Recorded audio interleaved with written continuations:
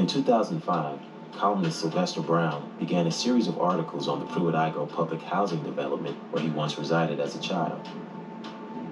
The north side St. Louis site on which Pruitt once stood is now vacant. I was driving down Jefferson Avenue, and I happened to notice the trees. And I've driven by Pruitt before, but I really never paid attention to it. There were full-grown trees, and the question hit me, how long does it take to grow a tree? So I pulled over and I just looked at those trees. There were so many trees. And I thought, wow, it's been at least 30 years since I've been in there. And I was supposed to get a police escort, and I said, nah, I'm not gonna do all that. I wanted my first revisit to Pruitt to be alone.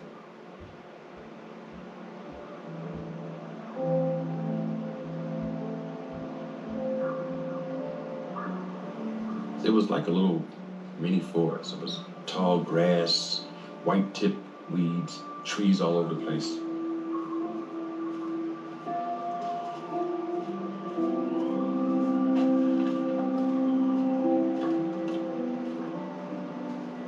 And I followed this dusty little path, and I walked up this path, and I sat on this big mound of concrete and dirt. I just sat there and I reflected, and the sun was going down. And I remembered as a child looking out my 10th story window and watching the sun go down. So the memories started to come back.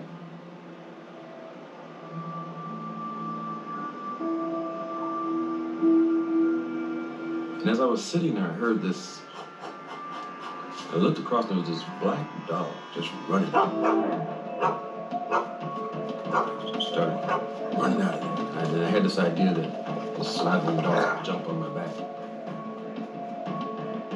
But I made it out of there. And I remember sitting outside there panting and being afraid. And I was afraid again. Feeling this fear that I felt when I was 6 years old. The danger of being in Pruitt.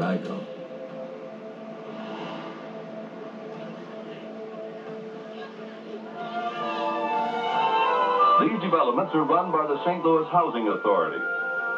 This is a far cry from the crowded, collapsing tenements that many of these people have known. Here in bright new buildings with spacious grounds, they can live. Live with indoor plumbing, electric lights, fresh plastered walls, and the rest of the conveniences that are expected in the 20th century. In these projects, children can play in safety on the wide lawns, not in the littered alleys and vacant lots.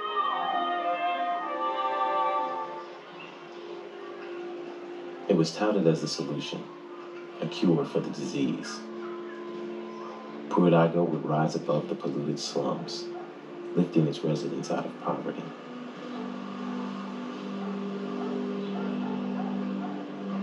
They would thrive, and the city would prosper. Everything would be different. Well, it was a very beautiful place, like a big hotel resort, I'd say, with plenty of green grass, trees, shrubbery, and all the works. What happened? Well, one day we woke up and it was all gone. In the middle 50s, St. Louis thought it had solved its low-cost housing needs, but instead a monster was created. But things changed quickly. As problems mounted, the decline was steep. Those who could move out did. 12,000 people were originally jammed into these 33 buildings. Only 2,500 people still linger in the remaining shells. It became poor, increasingly segregated, heavily vandalized, and began to resemble the slums it replaced. Pruitt looks like a battleground. Vandalism and neglect have left fear among the remaining occupants. Crime rates rose, fear grew, conditions worsened, outsiders stayed away. It had become notorious. Some projects became breeding grounds for crime. The Pruitt project in St. Louis is a casebook example. In St. Louis, Missouri today, the health of an ailing neighborhood got some long and badly needed treatment. So in St. Louis today, they were hard at work again, this time tearing down what was built before. 2 decades after opening Pruitt, the government gave up. And because they are so desperate, they are willing to try desperate things.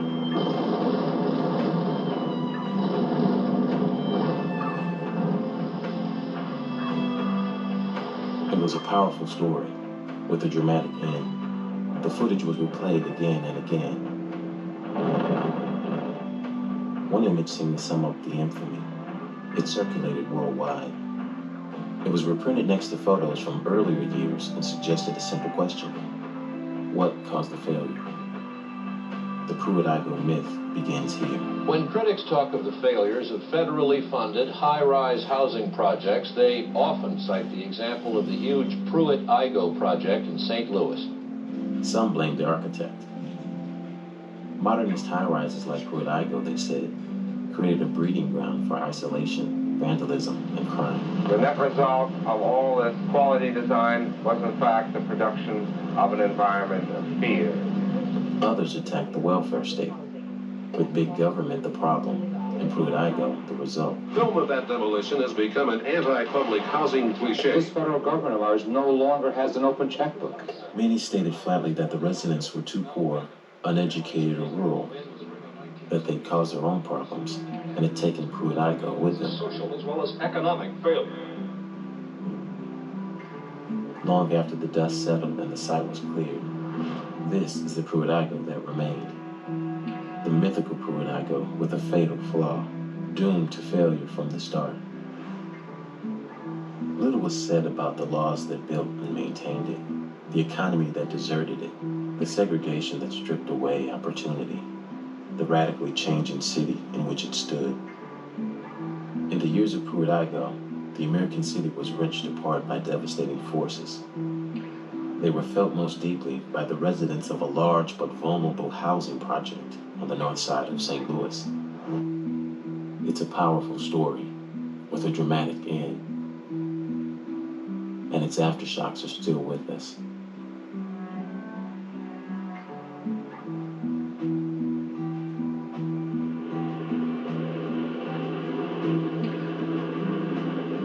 In the years after the war, they came by the thousands. Small farmers who couldn't make it on 40 acres. Tenants who saw a chance for their children up north. They brought them in the hope that in the center of so much wealth, there would be a place for them. Mechanized labor had changed agriculture in the South. Tenant farmers, sharecroppers, and field workers could no longer scratch out a living. The new migrants arrived with little money or property. They were shepherded into the only place in which they were welcome. Distressed neighborhoods near inner-city jobs known as the slums.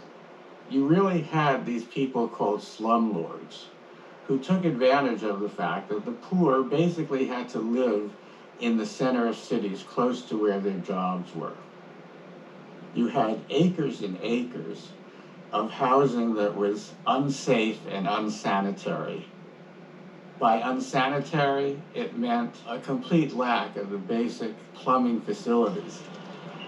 And by unsafe, it meant you could be burned to death.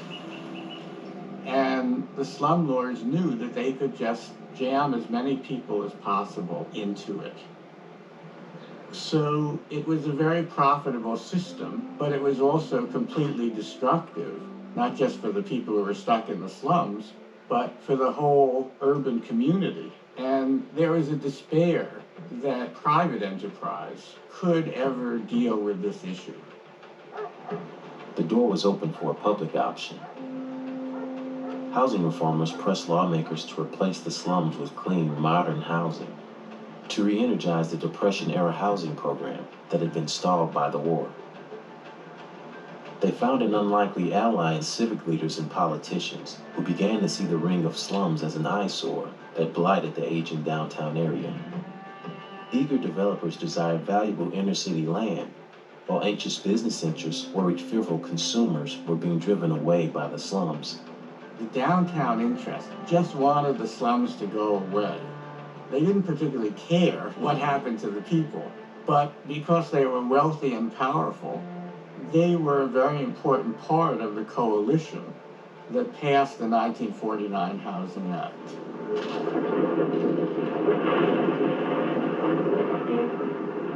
The federal government would put up the money to buy slum property, using eminent domain if necessary, to condemn not just individual houses, but whole blocks and whole sets of blocks, to knock them down, and to rebuild on a modern and humane scale.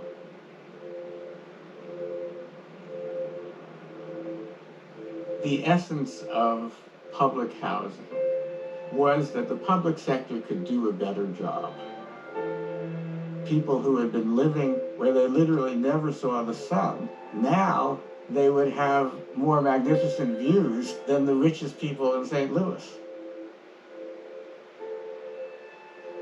It enabled the most disadvantaged people in our cities to be liberated from the slums. To residents weary of the poverty and desperation of the Depression, the sacrifices of the war, for a city so haunted by its celebrated past, yearning for a renaissance, a new modern St. Louis, rebuilt from the ground up, would be the salvation of the city.